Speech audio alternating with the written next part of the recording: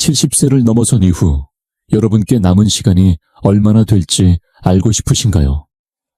매년 시간이 더 소중하게 느껴지고, 사실 여러분의 몸은 이미 앞으로 얼마나 더 살 수 있을지를 보여주는 신호를 보내고 있습니다. 어떤 분들은 70대에도 여전히 활기차고 건강하게 지내시지만, 어떤 분들은 점점 활력이 떨어지고 건강 문제와 피로를 느끼며 살고 계십니다. 그 차이는 종종 몇 가지 핵심 징후에서 드러나는데, 이들은 작지만 매우 강력한 신호로 앞으로의 삶을 미리 엿볼 수 있게 해줍니다. 오늘 이 영상에서는 70세 이후 얼마나 더 살 수 있을지를 보여주는 7가지 징후를 소개하려 합니다. 이것은 단순한 추측이나 미신이 아니라 오랫동안 건강하게 사신 분들에게서 연구자들과 의사들이 발견한 실제적인 패턴입니다. 영상이 끝날 무렵에는 여러분이 자신의 몸과 생활 습관에서 어떤 부분을 주의해야 하는지, 그리고 무엇보다 앞으로의 삶을 더 건강하고 오래 살기 위해 어떤 선택을 할 수 있는지 정확히 알게 될 것입니다. 마지막까지 시청해 주세요. 여러분이 미처 지나쳤을 수도 있는 작은 것들이 앞으로의 삶에 큰 영향을 줄 수 있으니까요. 이 징후들을 알아차리게 되면 여러분의 현재 상태와 앞으로의 변화를 어떻게 준비해야 할지 뚜렷한 방향을 가지게 될 것입니다. 첫 번째, 징후, 걸음 속도. 여러분 혹시 알고 계셨나요? 70세가 넘은 이후 여러분이 얼마나 더 오래 살 수 있을지를 보여주는 가장 강력한 징후 중 하나는 유전자 검사나 병원 기록 식단이 아닙니다. 바로 여러분의 걸음 속도에 달려 있다는 사실입니다. 믿기 어려우시겠지만 연구에 따르면 70대 이후에도 일정한 속도로 힘차게 걷는 분들이 그렇지 못한 분들보다 더 오래 더 건강하게 사는 경향이 있다는 사실이 밝혀졌습니다. 왜 걸음 속도가 그렇게 중요한 걸까요? 걷는 속도는 단순한 신체 활동 이상의 의미를 지닙니다. 근력과 심혈관 기능, 심지어 뇌 건강까지 반영하는 지표이기 때문이죠.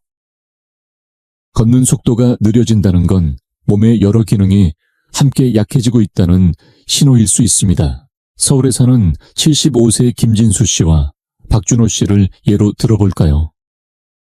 김진수 씨는 매일 아침 동네 공원을 산책하며 일정한 속도를 유지합니다. 신호등을 건널 때도 계단을 오를 때도 몸이 한결같이 균형 잡히고 힘차게 움직입니다. 반면 예전에는 활발했던 박준호 씨는 최근 몇 년 사이 걸음이 눈에 띄게 느려졌습니다. 친구들과 걷다가도 자주 쉬어야 하고 가끔은 발이 휘청거리기도 합니다. 김진수 씨의 꾸준한 걸음걸이는 몸의 여러 기능이 여전히 잘 유지되고 있다는 긍정적인 신호입니다. 반면 박준호 씨의 느린 걸음은 건강에 적신호가 켜졌다는 뜻일 수 있습니다. 단순히 나이가 들어서 느려진 게 아니라 근육 약화, 혈액순환 문제, 혹은 초기 신경계 이상까지 의심해 볼 수 있는 부분입니다. 다리는 곧 몸의 기둥과 같습니다. 다리가 약해지면 몸 전체의 회복력과 저항력도 떨어지게 되죠. 하지만 좋은 소식도 있습니다. 걷는 속도는 노력으로 개선할 수 있다는 점입니다. 자주 걸을수록 다리는 더욱 튼튼해지고 몸의 활력도 유지됩니다. 혹시 요즘 예전보다 걷는 속도가 느려졌다고 느끼신다면 그냥 넘기지 마시고 지금부터라도 작은 실천을 해보세요. 하루에 조금이라도 더 걸어보고 가벼운 아령을 들거나 의자에 앉아서 다리 근력 운동을 해보는 것도 좋습니다. 결국 얼마나 빠르게 인생을 걸어가는지가 여러분의 수명을 말해줄 수 있습니다. 지금 여러분의 걸음 속도를 한번 점검해보세요. 이것이야말로 가장 쉽고도 확실하게 건강을 확인하는 방법일지도 모릅니다. 두 번째, 징후 악력 믿기 어렵겠지만 여러분의 손을 맞잡는 그 힘, 즉 악력이 앞으로의 건강과 삶의 질을 보여주는 중요한 신호일 수 있다는 사실 알고 계셨나요? 연구에 따르면 악력은 노년층의 전반적인 활력과 근육 건강을 가장 잘 나타내는 지표 중 하나라고 합니다. 단단하고 안정된 악력은 튼튼한 근육, 원활한 혈액순환, 그리고 건강한 신경계까지 잘 유지되고 있다는 신호입니다. 반면 악력이 약해지거나 점점 줄어드는 건 근육량 감소와 노쇠에 더 나아가 건강 문제로 이어질 수 있다는 경고이기도 합니다. 대구에 사는 78세의 이성민 씨는 평소 악력이 좋다는 자부심이 있었습니다. 꾸준히 가벼운 아령 운동을 하고 마트에서 장바구니를 들 때도 전혀 문제를 느끼지 않았죠. 그런데 같은 또래인 김상호 씨는 언젠가부터 병뚜껑을 열거나 무거운 가방을 드는 일이 예전처럼 쉽지 않다는 걸 깨달았습니다. 처음에는 나이 탓이려니 하고 대수롭지 않게 넘겼지만 사실 그의 약해진 악력은 몸속 근육량 감소의 신호였고 이는 낙상이나 골절, 심지어 기대 수명까지 줄어들 수 있는 위험 요소였습니다. 우리의 손은 단순히 물건을 쥐는 도구가 아니라 전반적인 근육 건강의 거울과도 같습니다. 손의 힘이 약해진다는 건 몸 전체가 약해지고 있다는 뜻일 가능성이 크죠. 그리고 근육이 줄어들수록 독립적인 생활을 유지하기도 점점 더 어려워집니다. 하지만 다행히도 악력은 꾸준한 노력으로 얼마든지 다시 키울 수 있습니다. 테니스공을 쥐거나 손목 근력기구를 사용해보고 가벼운 덤벨을 들며 손과 팔, 근육을 단련하는 것만으로도 큰 도움이 됩니다. 여러분도 지금 잠시 시간을 내서 자신의 악력을 점검해보세요. 누군가와 악수할 때 예전만큼 힘이 느껴지지 않거나 평소 작은 물건을 쥘 때 손에 힘이 빠진다고 느껴지셨다면 그냥 넘기지 마세요. 오늘 여러분이 얼마나 단단히 무언가를 잡을 수 있는지가 앞으로의 삶을 얼마나 굳게 붙잡고 살아갈 수 있는지를 보여주는 중요한 지표가 될 수 있으니까요. 지금 이 영상을 계속 시청하고 계시고 저희가 나눈 이야기들이 정말 유익하다고 느껴지신다면 댓글에 숫자 2을 남겨주세요. 그 한 글자가 당신께서 여전히 저희와 함께하고 계시다는 따뜻한 신호가 되어 큰 힘이 됩니다. 아직 채널을 구독하지 않으셨다면 지금 구독 버튼을 누르시고 알림 설정도 함께 해주세요. 앞으로 올라올 소중한 영상들을 놓치지 않으실 수 있습니다. 당신의 응원은 저희에게 큰 힘이 됩니다. 당신 덕분에 저희는 정보를 전하고 마음을 나누며 조금이나마 희망의 빛을 전할 수 있는 영상을 계속 만들 수 있습니다. 앞으로도 저희와 함께 걸어가 주세요. 감사합니다. 세 번째 징후, 한 발로 서 있기. 대부분의 사람들은 균형 감각이 중요하다는 사실을 잊고 지내다가 막상 몸이 휘청거리고 나서야 그 소중함을 깨닫게 됩니다. 그러나 70세 이후에도 한 발로 10초 이상 서 있을 수 있는 능력은 앞으로 얼마나 더 건강하고 오래 살 수 있을지를 가늠해 볼 수 있는 강력한 지표 중 하나라는 사실 알고 계셨나요? 연구 결과에 따르면 균형 감각이 약해진 분들은 낙상이나 골절, 심지어 인지 저하까지 더 쉽게 겪게 되는 것으로 나타났습니다. 반면 70대 이후에도 균형을 잘 유지하는 분들은 상대적으로 더 건강하고 활기차게 인생을 살아가시는 경우가 많다고 합니다. 예를 들어 부산에 사는 72세의 박순자 씨와 이정희 씨를 떠올려 볼까요? 박순자 씨는 평소 걷기를 즐기고 매일 아침마다 가벼운 스트레칭과 요가를 빼먹지 않습니다. 그래서인지 한 발을 들고도 10초 이상 흔들림 없이 안정적으로 설 수 있습니다. 반면 또래인 이정희 씨는 오랫동안 균형 운동에 별로 신경을 쓰지 않았습니다. 어느 날 한 발로 서보려 했더니 몸이 금세 흔들려서 벽이나 가구를 붙잡아야만 겨우 중심을 잡을 수 있었죠. 이정희 씨가 느끼는 균형 감각의 저하는 단순히 불편함이 아니라 근력 저하, 신경계 이상, 심지어는 뇌기능 저하의 신호일 수 있습니다. 좋은 균형 감각은 튼튼한 다리와 예민한 신경계, 그리고 건강한 두뇌가 함께 뒷받침되어야 유지되는 법입니다. 혹시 요즘 걷다가 자주 휘청거리거나 방향을 바꿀 때 몸이 흔들리는 느낌이 드시거나 벽이나 의자에 의지해 걸으신 적이 있으신가요? 그렇다면 지금이 바로 실천에 나서야 할 때입니다. 다행히도 균형 감각은 노력으로 개선할 수 있다는 사실이 희망이 됩니다. 매일 잠깐이라도 한 발로 서 있는 연습을 해보세요. 발끝에서 발뒤꿈치로 걸어보거나 가벼운 태극권 동작을 따라해보는 것도 큰 도움이 됩니다. 지금 당장 테스트 해보세요. 자리에서 일어나 한 발을 들어보세요.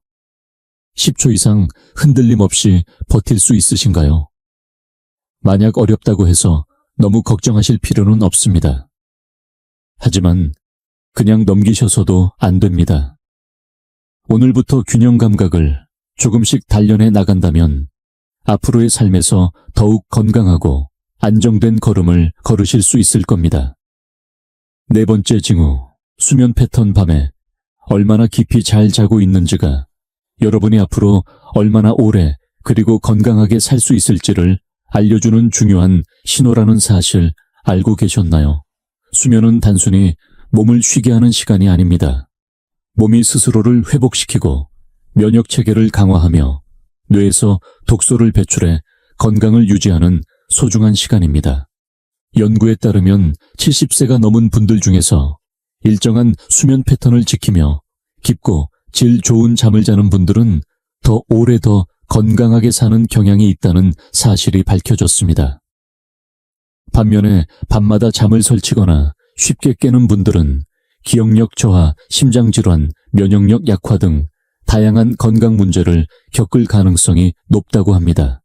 예를 들어볼까요? 인천에 사는 75세의 최영호 씨와 박태수 씨 모두 70대 중반입니다. 최영호 씨는 매일 같은 시간에 잠자리에 들어 약 7시간 정도 깊은 잠을 자고 아침에 상쾌하게 눈을 뜨는 편입니다. 반면 박태수 씨는 한밤중에 자주 깨고 이리저리 뒤척이다가 잠이 오지 않아 다시 잠드는데 애를 먹곤 합니다. 시간이 흐르면서 최영호 씨의 몸과 마음은 꾸준히 건강을 유지하며 하루하루를 활기차게 보냅니다. 하지만 박태수 씨는 뇌가 자주 멍한 상태가 되고 낮에도 피로감을 느끼며 혈압까지 불규칙하게 오르내리기 시작했습니다. 이 모든 변화가 그의 수면질 저하와 관련이 있다는 사실을 아시나요? 혹시 여러분도 밤사이 자주 깨거나 잠들기 어렵거나 충분히 잤는데도 아침에 개운하지 않은 날이 반복되시나요? 그렇다면 결코 대수롭지 않게 넘길 일이 아닙니다. 몸이 보내는 중요한 신호일 수 있기 때문입니다. 수면의 질이 나빠지는 데에는 여러 가지 이유가 있습니다. 스트레스 불규칙한 식습관, 낮은 활동량, 혹은 수면 무호흡증 같은 진단받지 못한 건강 문제까지 원인이 다양할 수 있습니다. 하지만 다행히도 수면의 질은 여러분의 작은 실천으로 충분히 개선될 수 있습니다.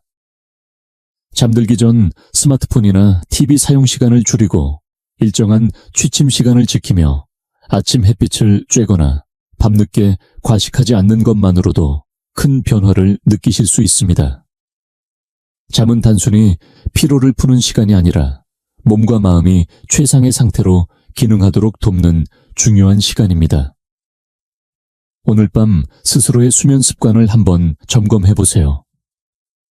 아침에 피곤하게 깨어나시나요? 밤사이 자주 깨시나요? 아니면 예전보다 수면 패턴이 달라지셨나요? 이제는 작은 변화라도 실천해 볼 때입니다. 여러분이 오늘 얼마나 잘 주무시는지가 앞으로 얼마나 건강하고 강하게 살 수 있을지를 결정짓는 중요한 열쇠가 될 수 있으니까요. 5번째, 징후, 식욕과 식습관. 70세 이후의 식습관은 앞으로 얼마나 건강하게 오래 살 수 있을지를 보여주는 강력한 신호 중 하나라는 사실 알고 계셨나요? 균형 잡힌 식사와 건강한 식욕은 몸의 힘을 지키고 면역 체계를 튼튼히 하며 활력을 유지하는 데 큰 역할을 합니다. 반면 갑작스럽게 식욕이 줄어들거나 식습관이 흐트러지면 몸에 숨어있던 건강 문제가 드러날 수도 있고 노화를 더 빠르게 앞당길 수도 있습니다. 예를 들어볼까요? 광주에 사는 74세의 김명자 씨와 이순희 씨를 떠올려 보세요. 김명자 씨는 식사를 즐기며 제철에 나는 싱싱한 채소와 다양한 음식을 골고루 섭취하며 체중도 안정적으로 유지합니다. 몇 끼 식사를 직접 준비하는 데서 보람을 느끼고 식사를 마치고 나면 하루가 활력이 넘친다고 하죠.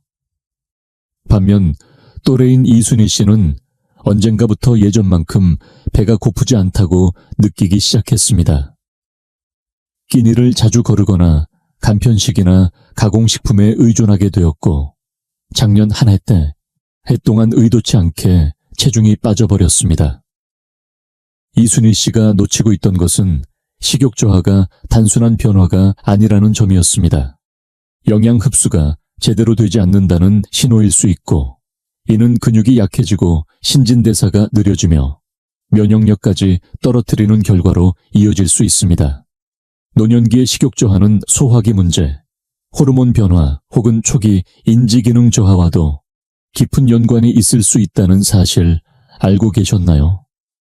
게다가 음식을 충분히 먹지 않으면 몸은 에너지를 유지하기 위해 근육부터 분해하기 시작합니다.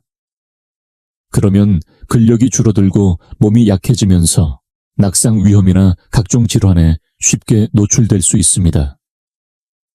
그렇기 때문에 최근 식욕이 줄거나 조금만 먹어도 쉽게 배가 부르거나 갑자기 체중이 줄었다면 꼭 관심을 가져야 합니다. 70세 이후의 식사는 배만 채우는 시간이 아닙니다. 몸이 제대로 기능할 수 있도록 필수 영양소를 공급하는 중요한 시간이죠. 제철 채소와 단백질, 건강한 지방이 풍부한 음식으로 식탁을 채워보세요. 충분한 수분을 섭취하는 것도 잊지 말고요. 그리고 혹시 식욕이 점점 줄어들고 있다면 그냥 넘기지 말고 몸이 보내는 신호로 받아들이세요. 그 신호를 통해 몸 상태를 미리 점검할 수 있으니까요. 여러분, 지금도 식탁 앞에 앉아 식사를 즐기고 계신가요? 단백질, 식이섬유, 건강한 지방을 충분히 챙겨서 몸의 힘을 유지하고 계신가요? 아니면 언젠가부터 식사에 흥미를 잃고 에너지가 줄어드는 걸 느끼고 계신가요? 오늘 식사 습관을 어떻게 관리하느냐에 따라 앞으로의 건강과 독립적인 삶이 달라질 수 있다는 점 꼭 기억해 두세요. 6번째 징후, 스트레스 관리 능력. 70세가 넘어서 스트레스를 어떻게 다루느냐가 앞으로의 건강과 수명에 깊은 영향을 준다는 사실 알고 계셨나요? 스트레스는 단순히 기분에만 영향을 미치는 것이 아닙니다. 몸의 면역 체계를 약화시키고 심장병의 위험을 높이며 노화를 앞당길 수도 있습니다. 반면 스트레스를 현명하게 관리하는 분들은 노년기에도 더 건강하고 활기차며 정신적으로도 또렷한 삶을 유지하는 경우가 많습니다. 서울에 사는 76세의 김영수 씨와 박종태 씨의 사례를 떠올려 보세요. 두 분 모두 예상치 못한 병원비, 가족 문제 등 다양한 어려움을 겪어왔습니다. 하지만 김영수 씨는 깊게 심호흡을 하며 마음을 가라앉히고 친구들과 수시로 대화를 나누며 문제를 길게 끌지 않고 풀어가는 편입니다. 덕분에 힘든 순간에도 몸과 마음의 균형을 유지하며 평정심을 잃지 않으려 애쓰죠. 반면 박종태 씨는 스트레스를 쉽게 떨쳐내지 못합니다. 자신이 어쩔 수 없는 문제들에 대해 끊임없이 걱정하며 사소한 일에도 쉽게 짜증이 나고 부정적인 생각에서 벗어나지 못합니다. 시간이 흐르면서 박종태 씨의 몸은 점점 지쳐갔습니다. 혈압이 높아지고 밤에 잠이 잘 오지 않아 아침에 일어나도 개운하지 않았습니다. 심지어 낮에는 기운이 빠져 일상생활이 힘들 정도가 되기도 했습니다. 이렇게 장기간의 스트레스는 몸에 염증 반응을 일으켜 알츠하이머부터 심장질환까지 거의 모든 노화 관련 질환의 위험을 높이는 것으로 알려져 있습니다. 혹시 여러분도 최근 자주 예민해지거나 작은 일에도 쉽게 화가 나거나 마음이 쉽게 지치고 무력감을 느끼시나요? 그렇다면 이 부분을 그냥 넘기지 마세요. 명상, 가벼운 운동, 깊은 숨, 고르기, 혹은 친구와의 대화처럼 스트레스를 관리할 수 있는 작은 습관을 실천해 보세요. 도전이 닥쳤을 때 여러분은 금방 적응하며 앞으로 나아가시나요? 아니면 걱정을 붙잡고 스트레스에 휩싸이시나요? 문제를 해결하려는 마음가짐과 자신이 통제할 수 있는 부분에 집중하는 태도는 단순히 정신 건강을 지키는 데 그치지 않습니다. 얼마나 오래 그리고 얼마나 건강하게 살아갈 수 있는지를 결정짓는 핵심 요소가 될 수 있습니다. 지금 바로 스트레스를 다루는 방식을 돌아보세요. 앞으로의 삶을 건강하게 활기차게 살아가기 위해서는 스트레스 관리가 필수라는 사실을 꼭 기억해 두세요. 7번째 징후, 사회적 연결. 여러분 70세 이후에 건강하고 오래 사는데 중요한 역할을 하는 것 중 하나가 바로 사람과의 관계라는 사실 알고 계셨나요? 연구 결과에 따르면 친구 가족 지역 사회와의 끈끈한 관계를 유지하는 사람들은 그렇지 못한 사람들보다 더 건강하고 활기차게 인생을 살아가는 경향이 뚜렷하다고 합니다. 반면에 외로움은 심장질환, 우울증, 인지기능 저하, 심지어는 사망 위험까지 높인다는 연구 결과가 꾸준히 나오고 있죠. 그만큼 누군가와 이어져 있다는 것은 단순한 감정적 지지를 넘어 실제로 신체 건강에도 큰 영향을 준다는 의미입니다. 대전에서 사는 78세의 김영숙 씨와 박정희 씨의 이야기를 들어보실래요? 김영숙 씨는 여전히 친구들과 자주 연락하며 동네 독서 모임에도 꾸준히 참여합니다. 가족과 함께하는 시간을 소중히 여기고 이웃들과 나누는 대화에서도 웃음을 잃지 않으시죠. 덕분에 주변 사람들과의 관계 속에서 하루하루가 풍성하게 이어지고 있습니다. 하지만 박정희 씨는 예전에는 활발하던 친구 관계가 하나둘 멀어지고 가족에게도 연락을 자주 하지 않게 되면서 점점 혼자 있는 시간이 많아졌습니다. 그렇게 시간이 흐르자 외로움이 서서히 스며들었고 기분도 가라앉으며 건강까지 조금씩 나빠지기 시작했습니다. 이처럼 사람과의 관계는 단순히 정서적 지지를 넘어 몸의 건강과도 밀접한 연관이 있습니다. 누군가와 이야기를 나누면 뇌가 더 활발히 움직이고 스트레스가 줄어들며 몸 안에서는 건강을 지켜주는 호르몬이 분비되어 활력을 주기도 하죠. 혹시 요즘 사람 만나는 게 귀찮아지고 전화통화나 모임이 줄어들진 않으셨나요? 그렇다면 지금이 바로 작은 변화를 시작할 때입니다. 사람과 이어져 있다는 건 반드시 매일같이 북적이는 모임에 참석하라는 의미가 아닙니다. 그보다는 예전 친구에게 안부를 묻거나 동네 문화센터 프로그램에 참여해보거나 하루 한 번이라도 의미 있는 대화를 나누려는 작은 노력이면 충분합니다. 오늘 맺는 관계 하나하나가 앞으로의 건강과 수명에도 영향을 줄 수 있다는 점 잊지 마세요. 관계를 맺는다는 건 단순한 행복을 넘어서 건강하고 오래 사는 길을 열어주는 소중한 열쇠가 될 수 있습니다. 이제 여러분은 129가지 징후에 대해 모두 알게 되셨습니다. 잠시 멈춰서 지금 여러분의 상태를 되돌아보세요. 여전히 힘차고 자신감 있게 인생을 걸어가고 계신가요? 아니면 어느새 작은 변화들이 찾아와서 몸이 보내는 경고음을 듣고 계신가요?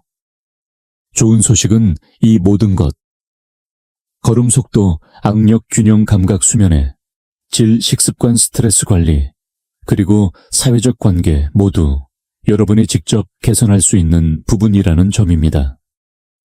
미래는 아직 정해진 것이 아닙니다. 오늘 여러분이 선택하는 작은 실천들이 앞으로 남은 삶의 길이에 강력한 영향을 미칠 수 있다는 사실 꼭 기억해 두세요.